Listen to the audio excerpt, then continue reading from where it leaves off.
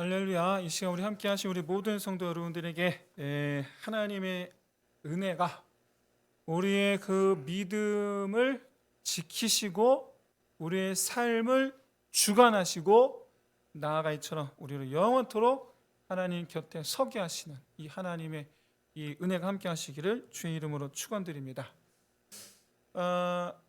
오늘 본문은 이스라엘이 가나안 정복,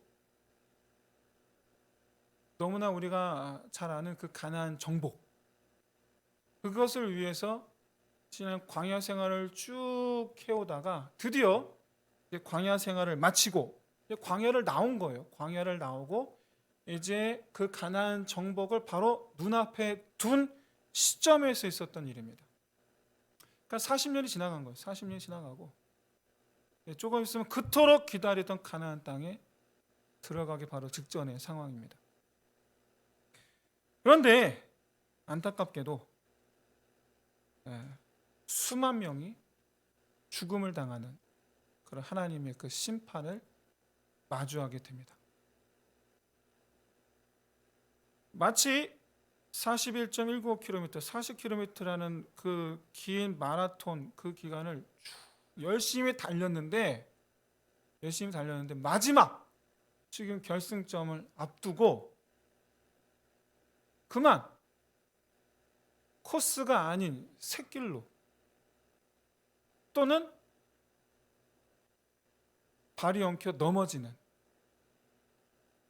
그런 모습과 비슷하다. 못 들어가게 되는 거죠. 실패하게 되는 거죠.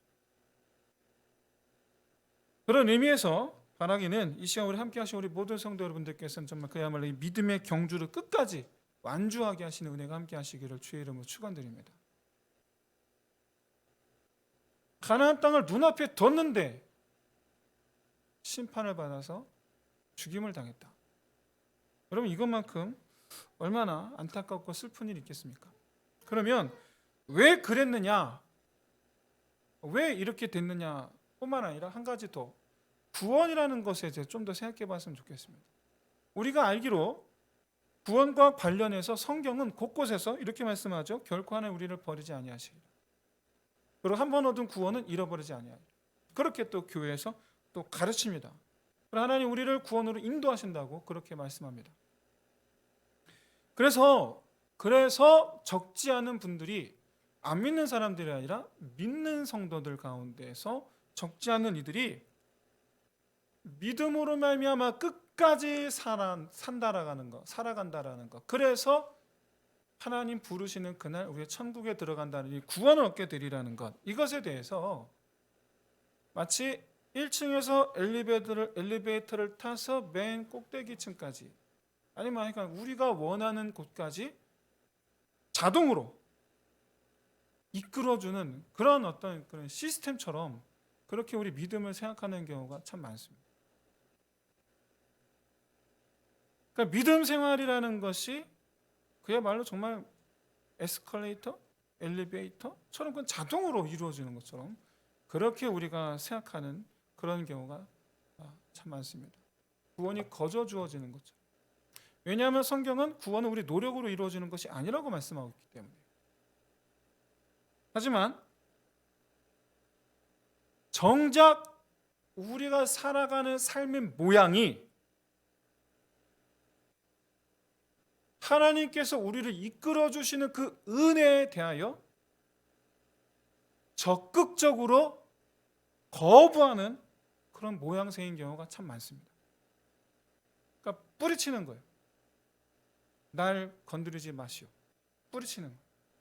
날 잡지 마시오. 뿌리치는 이런 모양의 모습이 참 많습니다. 근데 그런 모습은 처음부터 하나님을 믿지 아니하고 나는 앞으로도 하나님을 믿지 않겠다라고 말하는 그런 이 불신자들보다도 사실은 훨씬 더 하나님을 기망하는 행위죠. 왜?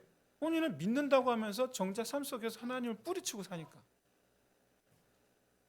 오늘 본문의 모양이 바로 그런 겁니다. 오늘 본문의 모양. 40년 전에 이스라엘이 애굽에서 나와서 제일 먼저 한 일이 바로 뭐냐면 시내산에서 있었던 일이죠. 모세가 시내산에 하나님의 그 율법, 우리가 너무나 잘 아는 그 십계명 돌판 받으러 올라간 사이 밑에서 한 일이 뭐냐? 우상 숭배하는 거였습니다. 하나님께서 애굽에서 건져 주시고 나서 이스라엘 제일 처음 한 일이에요. 우상 숭배. 이들을 가리켜서 우리는 출애굽 세대라고 그렇게 따로 구분지어 부릅니다. 애굽에서 나온 세대, 출애굽 세대. 그리고 나서 그 출애굽 세대가 광야 생활 40년 생활하면서 광야에서 낳은 그 자녀들 세대를 우리는 따로 광야 세대라고 부릅니다. 광야 세대. 그런데 이제 40년이 지났어요. 드디어 광야에서 나왔어요. 그런데 광야에서 나와서 광야 세대가 제일 먼저 한 일이 바로 그 부모 세대처럼 똑같이 우상 숭배예요. 어쩜 이렇게 똑같은지 모르겠어요. 좀 이렇게 마치 데칼코마니처럼 똑같이 따라하면. 근데 여러분 아시다시피 출애굽 세대와 광야 세대는 조금 다른 입장이 좀 다릅니다. 출애굽 세대는요, 그들이 섬긴 시내산에서 섬긴 우상은 어떤 우상이냐면 애굽에서 있을 때 그들이 봤던 우상들이에요. 애굽에서 있을 때. 그런데 광야 세대는 광야에서 살았기 때문에 우상을 접해 본 적도 없고 우상을 본 적도 없어요. 이게 출애굽 세대, 광야 세대의 차이예요. 애시당초 하나님께서 출애굽 세대와는 달리 그 자녀 세대인 광야 세대는 온전히 하나님을 믿는 세대가 되게 하기 위해서 광야라는 그야말로 정말 우상이라는 건 쳐다볼 수도 없는 그런 이 외딴 곳에 하나님께서 마치 가둬놓으신 것처럼 그렇게 우상을 접하지 못하게 철저하게 분리시켜서 신앙교육을 시킨 세대가 광야 세대가. 그런데 나와서 우상 숭배를.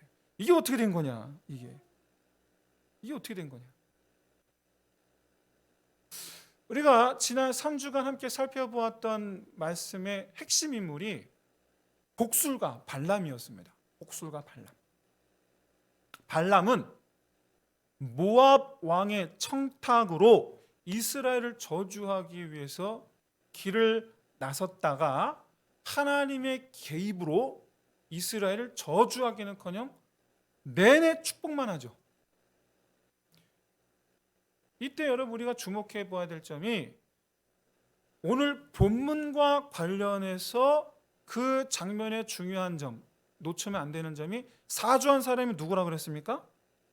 모압 왕이에요. 모압 왕. 사주한 사람이. 오늘 이스라엘이 음행하는 여인들이 어디 여자들이에요? 모압 여자들이에요. 여기에 또 미디안도 섞여 있습니다. 그때 미디안과 모압이 서로 연합을 한 거예요. 그러니까 미디안과 모압이 모종의 계획을 세우고 접근한 겁니다.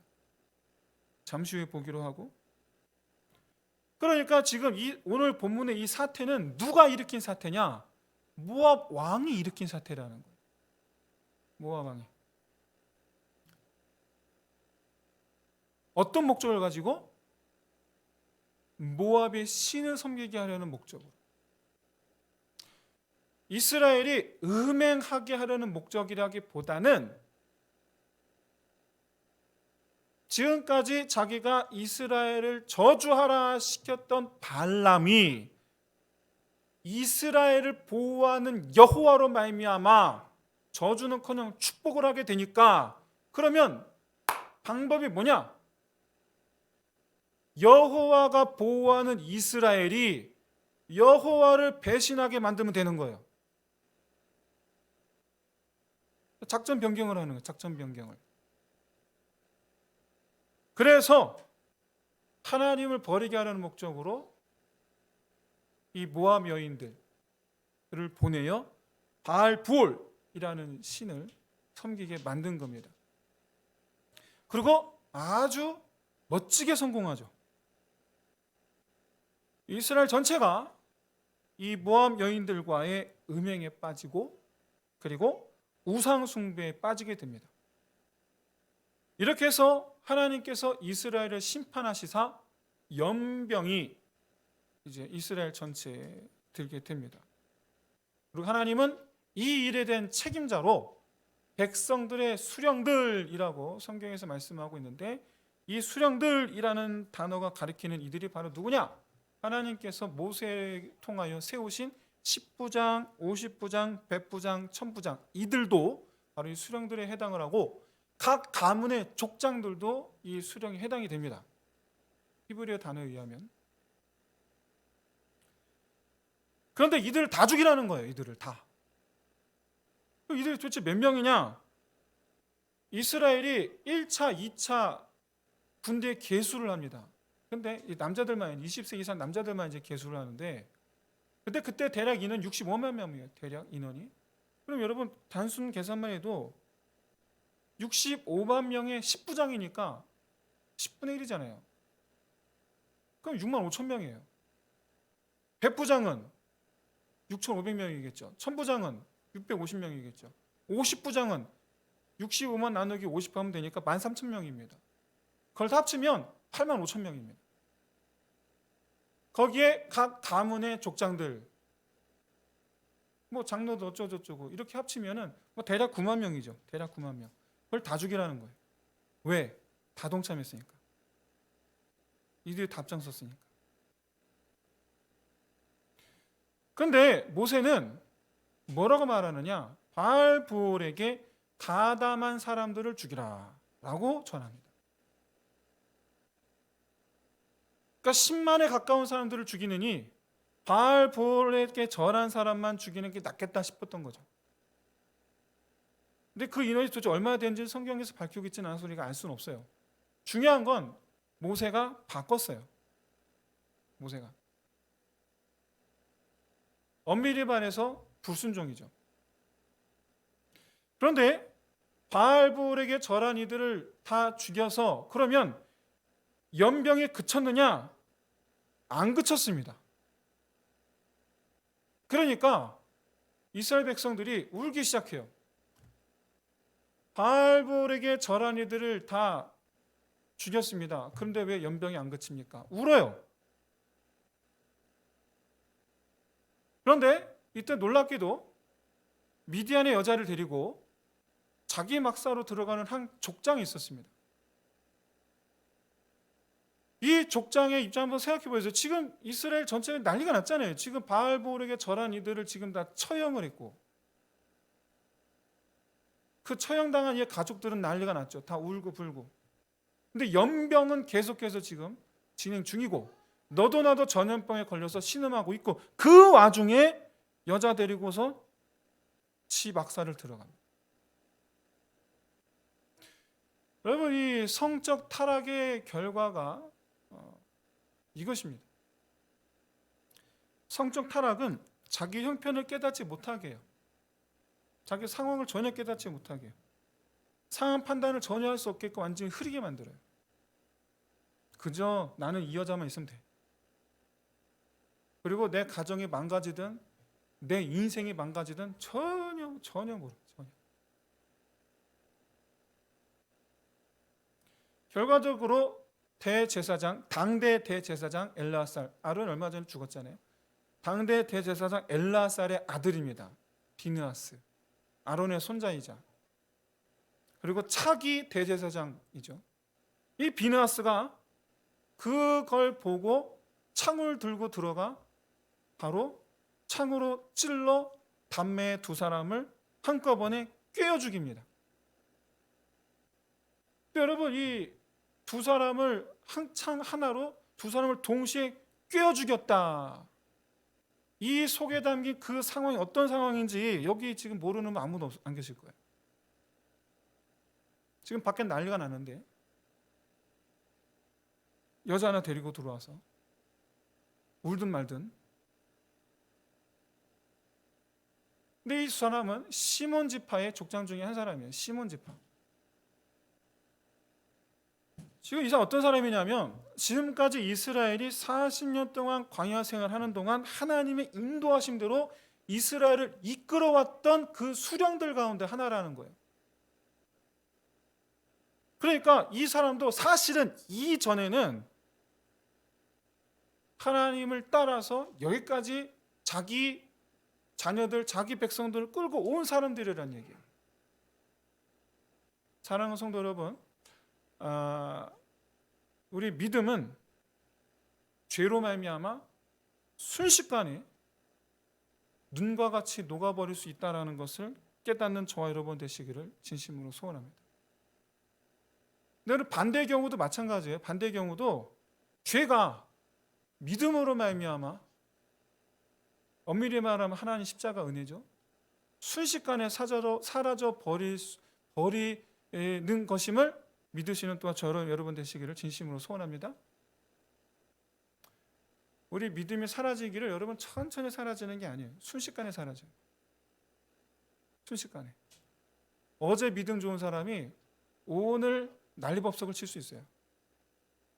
놀랍게도 어제 난리법석을 치던 사람이 오늘 믿음이 충만할 수 있어요. 문제는 믿음 충만한 사람이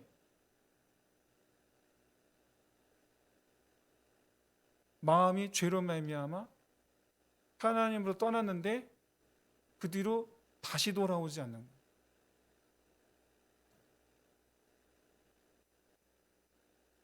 이스라엘이 현재 이런 이 죄에 빠지게 된 가장 근본적인 원인은 다른 게 아니라 지금 이제 다 끝났잖아요. 이제 완전 끝났고 이제 새로운 어떤 이런 이 세상이 기다리고 있잖아요. 마라톤 완주를 지금 끝냈잖아요. 이런 이 안심, 드디어 끝났다라는 이런 이 안도감, 느슨해지기 시작하니까 이 죄에 물드는 속도가 엄청 빠른 거죠. 그러면 사람이 위기에 빠지면 도와줄 일을 철저하게 믿고 따릅니다. 위기에 빠지면. 그런데 반대로 위기에서 벗어나면 언제 그랬냐는 듯이 자기가 하고 싶은 걸 합니다. 이건 다 마찬가지예요. 모든 사람이 다 마찬가지예요. 그러나 여러분, 부모 세대인 출애굽 세대가 그랬고, 그 자녀 세대인 광야 세대가 그랬고, 이 광야 세대가 이제 가서 가나안 땅 정복하거든요. 정복하고 난 다음에 그 광야 세대, 그 자녀 세대가 또 보여주듯이, 여러분, 죄는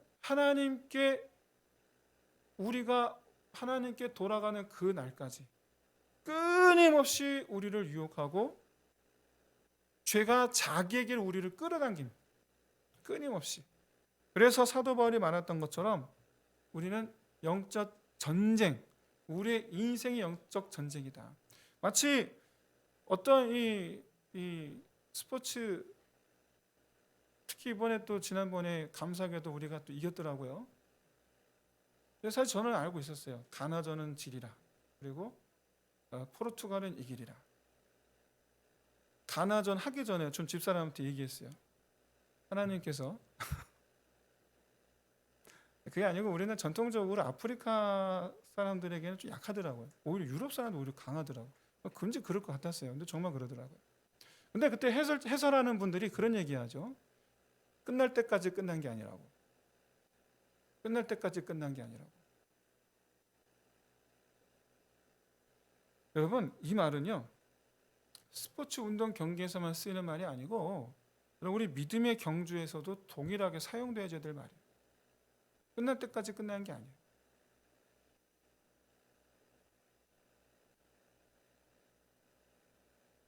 우리는 지금 영적 전쟁 중에 있어요.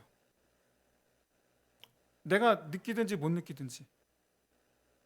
나는 모르겠는데 죄가 계속해서 우리를 자기로 끌어당깁니다. 끌어당기고 있어요. 지금. 언제까지 끌어당길까요? 우리가 하나님께 부르심 받아 천국에 들어가는 그날까지. 계속 우리 끌어당겨요. 계속. 여차하면 내가 지금까지 쌓아올린 믿음의 공로들이, 여기서 말하는 공로는 구원받기 위한 공로를 말하는 게 아니고 하나님께 내가 헌신했던, 하나님께서 기쁘시게 여기게 많았던 나의 지난 날들이 그야말로 흔적도 없이 사라져버리고 만다라는 것을 여러분 꼭 기억하시길 진심으로 소원합니다. 옛날에 나 이래보다는 청년부 회장이었어. 옛날에 내가 찬양팀 인도도 했어. 나 옛날에 나 교사 성가대 열심히 해. 나 옛날에 봉사했었어. 옛날에 그랬어. 여러분 이거 아무 소용이 없어요. 이런 게 옛날에 해봐야 뭐 지금 안 하면 아무 소용이 없는 거예요. 내가 원하는 것을 쫓아 사는 것, 그걸 그만두고 하나님께서 원하시는 것을 쫓아 살기를 시작하는 것. 여러분 이게 지금 우리 그리스도인의 삶의 모습이어야 될 줄로 믿습니다. 이제 내가 좋아서 살아가던 그런 방식은 이제 그만두시고 하나님께서 원하시는 삶의 방식을 살기로 작정하는 이 시간 저와 여러분 되시기를 주의 이름으로 축원드립니다. 만일 과거에 하나님께서 기뻐하시는 것을 기뻐하실 그런 삶을 살다가 지금은 내가 잠시 세상에 나와 내가 세상 속에서 내가 좋아하는 걸 쫓아 살고 있다. 여러분 과거는 아무 소용이 없는 거예요. 과거는. 왜냐? 지금 나는 하나님 곁에 있지 않으니까. 지금 내가 하나님 곁에 있지 않으니까. 이게 문제라는 거예요. 이게. 여러분 늘 항상 지금 나는 어디 있는가를 살피시길 바랍니다. 지금 나는 하나님 곁인가 아니면 지금 나는 하나님으로부터 멀리 떨어져 있는가. 사랑하는 성도 여러분, 하나님께서 기뻐하시는 것을 좋아하는 저와 여러분 되시기를 진심으로 소원합니다. 내가 사랑하는 자매, 내가 사랑하는 여자, 내가 사랑하는 연인이 좋아하는 걸 나도 좋아하고, 사랑하는 여인이 가고 싶은 곳을 나도 가고, 사랑하는 여인이 먹고 싶은 것을 나도 먹고. 그게 여러분 사랑하는 사람에 대한 내 마음이죠. 왜? 나도 그게 좋아요. 이게 너무 좋아요. 결혼해서 10년 됐습니다. 결혼해서 10년 됐는데 아내가 여보 우리 뭐 먹을까? 그때 남편이 말합니다. 나가서 먹어. 그러면 어떻게 될까요? 아유 큰일 나는 거예요. 안 돼요. 그렇게 얘기해야죠. 10년 지나도 20년 지나도 30년이 지나도 50년이 지나도 둘이 같이 산 지 100년이 되어도 나는 당신이 만든 것을 네, 당연한 거 아닙니까? 그래야죠. 네. 아내가 원하는 것을 나도 하고 남편이 원하는 것을 나도 하고 이게 서로 사랑하는 사람 서로 그 관계야죠. 당신 먹고 싶은 거 당신 먹고 나는 나 먹고 싶은 거 먹을게. 여러분 이게 되겠습니까 이게? 당연한 얘기. 여러분 우리가 신앙생활하는 이유가 뭐예요? 그러니까 하나님 곁에 서고자 하는 이유가 뭐예요? 이 세상에서 하나님께서 주시는 복을 얻기 위해서입니까? 달리 말해서 내가 좋아하는 그것을 하나님께서 주시기를 바라고 있는 겁니까? 그저 하나님과 함께하기 위해서인 줄로 고백하는 저와 여러분 되시기를 진심으로 소원합니다. 그죠? 하나님 곁에 서기 위해서 신앙생활 하는 거예요. 뭐 생길까 봐가 아니고. 그렇기 때문에 죄에서 떠나는 걸 즐거워하시기를 바라고, 그렇기 때문에 하나님을 위해서 사는 걸 즐거워하는 저와 여러분 되시기를 진심으로 소원합니다. 여러분 세상 아버지들이요, 남편들이요, 다 똑같은 얘기합니다. 내가 지금까지 내 가족을 위해서 살았다고. 다 똑같은 얘기합니다. 100번 지당한 얘기고 너무나 당연한 얘기입니다. 내 가족을 위해서, 내 아내와 내 아이들을 위해서 내 인생을 희생하고 허비했다라고 생각하는 아버지들은 아무도 없습니다. 결혼하는 그 순간부터 그 남자의 인생은 아내를 위한 삶을 살기로 작정을 하는 것이고, 사이에서 자녀가 태어나면 내 인생을 내 이 아들, 딸을 위해서 살기로 작정하는 것, 그게 남자의 인생이에요. 그게 성도의 인생이어야 될 줄로 믿습니다. 하나님을 위해서 사는 거예요. 하나님을 위해서. 하나님을 위해서 사는 게 즐거운 인생 되시기를 주의 이름 축원드립니다. 근데 오늘 본문에 이스라엘 전체가 다 아니었어요. 딱 한 사람, 모세도 아니었어요. 모세도. 오늘 본문에 이스라엘 중에선 딱 한 명, 그런 사람이 딱 한 명 있습니다. 비느하스. 하나님은 모든 족장들을 다 죽이라 하셨죠? 왜? 그들이 이 모든 죄악의 근원이기 때문에. 여기에는 모압 왕 발락의 음모가 있습니다. 여기에는 작전이에요. 여기에는 그들이 앞장서서 모압 여인들을 끌어안고 앞장서서 모압 여인들과 함께 우상 숭배를 하는 거예요. 왜? 바알 부올은 생산과 출산의 신입니다. 아세라와 같아요. 그래서 그들의 제사 방식은 바알 부올 우상 앞에서 여자 사제와 관계를 갖는 거예요. 그게 그 바알 부올의 제사 방식이에요. 그래서 하나님께서 바알 부올을 따르는 이들과 바알 부올의 종사하는 이를 다 죽이라고 하시는 거예요. 파괴자들이기 때문에. 여기에 나오는 모압 여인들은 바로 바알 부올의 사제들인 거예요. 그러니까 발락이 바알 부올의 그 사제들을 이스라엘 진 가까이 보내어 특히 지도자들을, 특히 리더들을 따라서 오늘 바알 부올에게 가담한 자들이라는 표현은 바알 부올의 여사제들과 몸을 섞은 자들이고 이렇게 성적 쾌락을 제공했기 때문에 별 다른 걸 요구하지도 않고 성적 쾌락을 제공했기 때문에 이스라엘의 백성들이 여기에 즐거이 참여했던 거예요.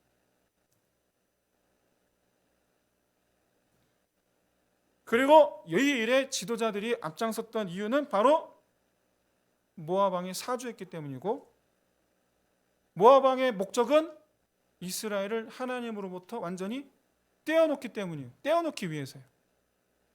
오늘날 하나님으로부터 우리를 떼어놓게 만들려는 사단마귀의 계략은 너무나 참 다양합니다. 너무나 다양해요. 여기에 여러분 속아 넘어가지 않는 저와 여러분 되시길 진심으로 소원합니다. 그리고 이 방법을 제안한 게 누구냐? 바로 복술가 발람이에요. 이렇게 하라고. 이후에 모세가 이 발람을 찾아내서 이 발람을 죽입니다. 미디안과의 전투에서 그들 가운데 발람이 섞여 있었거든요. 네가 발람이냐? 그러고 발람을 죽입니다.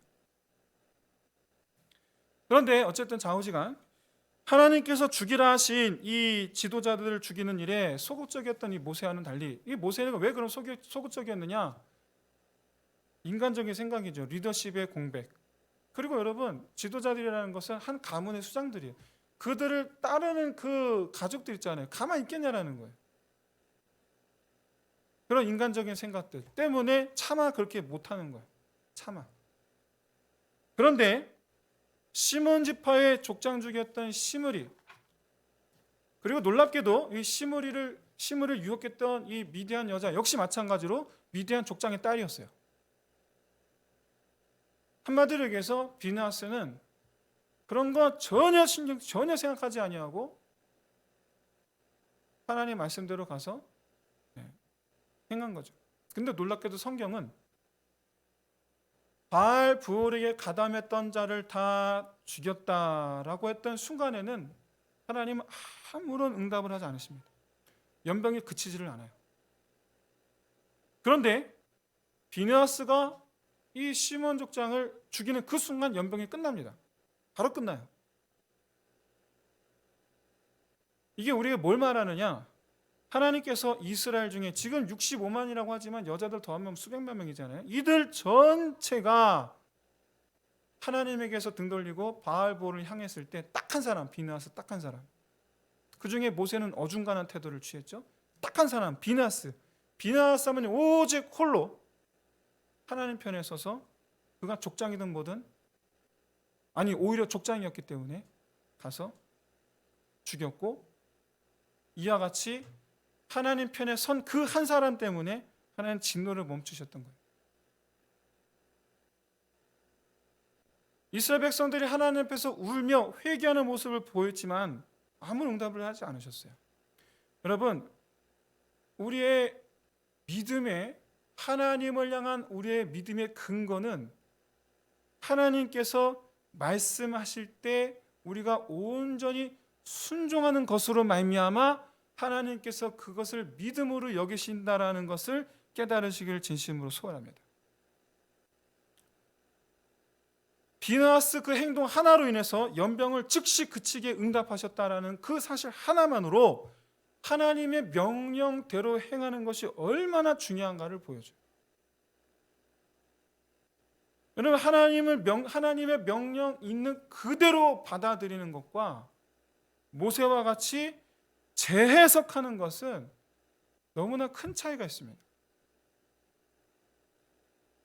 오늘날 우리 믿는 성도들 가운데서도 말씀을 있는 그대로 받아들이기보단 재해석하려는 경향을 보이는 경우가 참 많습니다.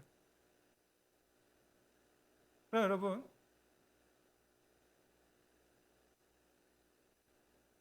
그런 우리 모습을 우리 아들, 딸을 향해서 보시기를 바랍니다.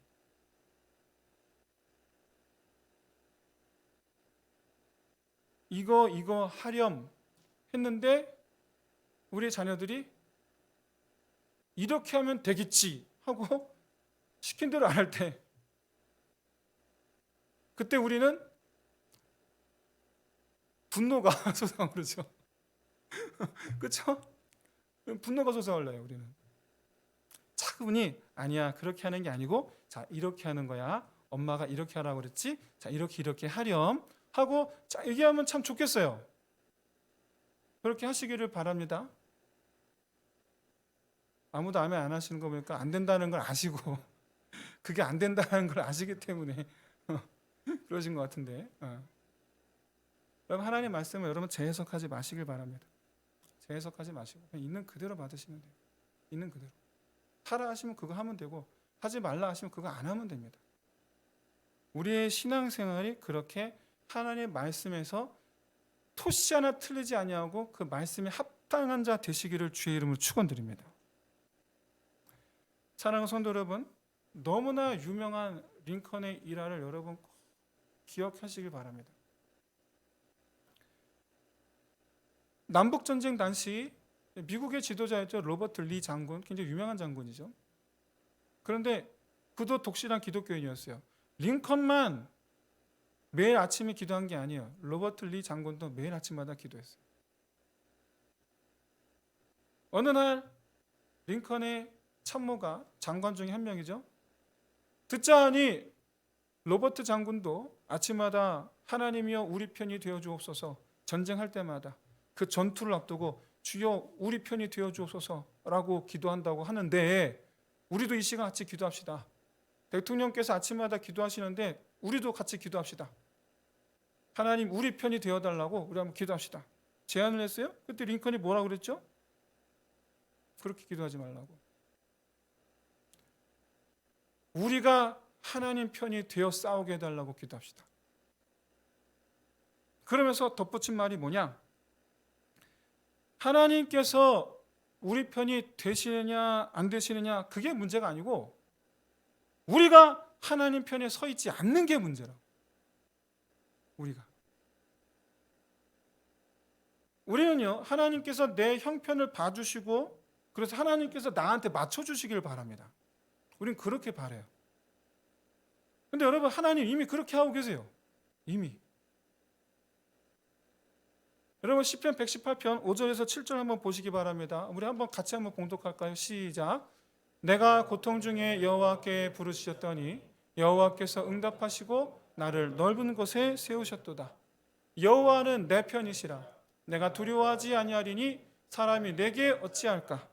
여호와께서 내 편이 되사 나를 돕는 자들 중에 계시니 그러므로 나를 미워하는 자들에게 보응하시는 것을 내가 보리로다. 아멘. 하나님께서 내 편이 되시는 것은 여러분 그렇게 어려운 일이 아닙니다. 이미 내 편이세요. 이미. 그리고 실제로 하나님은 지금까지 이스라엘을 위해서 싸워오셨어요. 바로 이전에 하나님께서 이스라엘을 위하여 이스라엘 편에 서서 모압의 괴계를 막고 계셨어요. 이스라엘을 저주하게 하려는 그 모든 도전을 막아주셨어요. 거꾸로 축복하게 하셨어요. 이 모든 게 이스라엘이 알지 못하는 가운데 하나님께서 이스라엘을 위하여 이스라엘 편에 서서 행하신 일들이에요.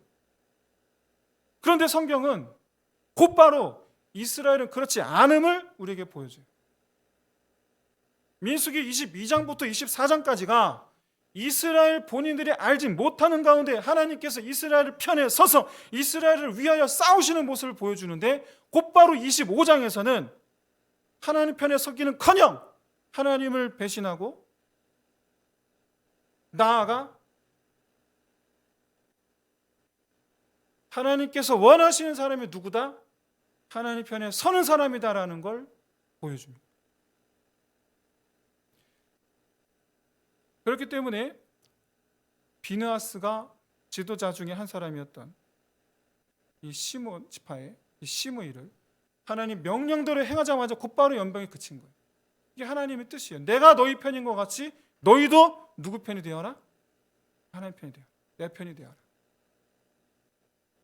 여기에는 비느하스의 그 신분을 보아 영적인 비밀 아닌 비밀이 담겨 있는데, 비느하스는 여러분 엘라살이 죽으면 다음 때 대제사장입니다. 다음 때 대제사장. 대제사장이 뭐 하는 사람이에요? 이스라엘 백성들의 죄를 속하기 위하여 하나님을 향해 제물을 바치는 사람이에요.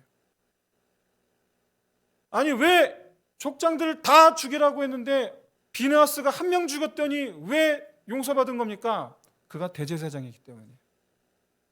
그가 죽인 시므이가 곧 이스라엘 백성들의 죄를 위해서, 전체의 죄를 위해서 하나님께 바쳐드린 그 하나의 제물이 됐기 때문에, 그래서 그 한 사람 죽인 것으로 재앙을 멈추신 거예요.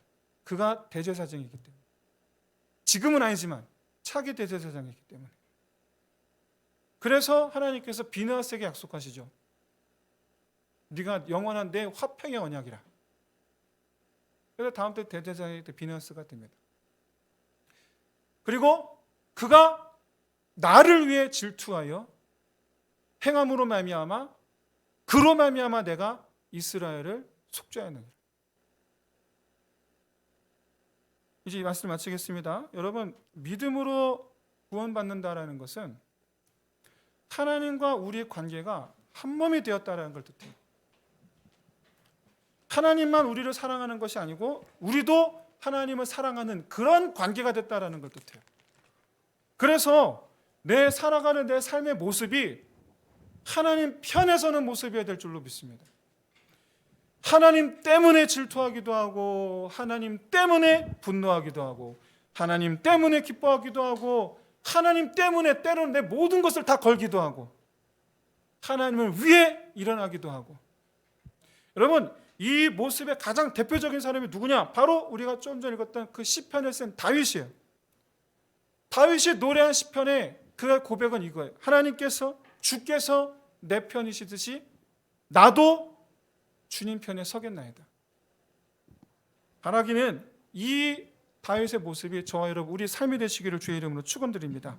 우리 함께 기도합시다. 먼저 평안케 하실 때 더욱 하나님 편에 서게 하여 주옵소서. 두 번째로 반대로 인생의 위기 앞에서 하나님 편에 서게 하옵소서. 그리고 나아가 영적 전쟁에서 늘 항상 하나님 편에 서게 하옵소서. 우리 시와 함께 우리 찬양 드리며 이 기도 제목을 함께 기도하겠습니다. 주님 내 길을 잘 아시고 내 걸음 아시네. 어둠에서 빛을 내시는 그분을 믿네. 무엇으로 주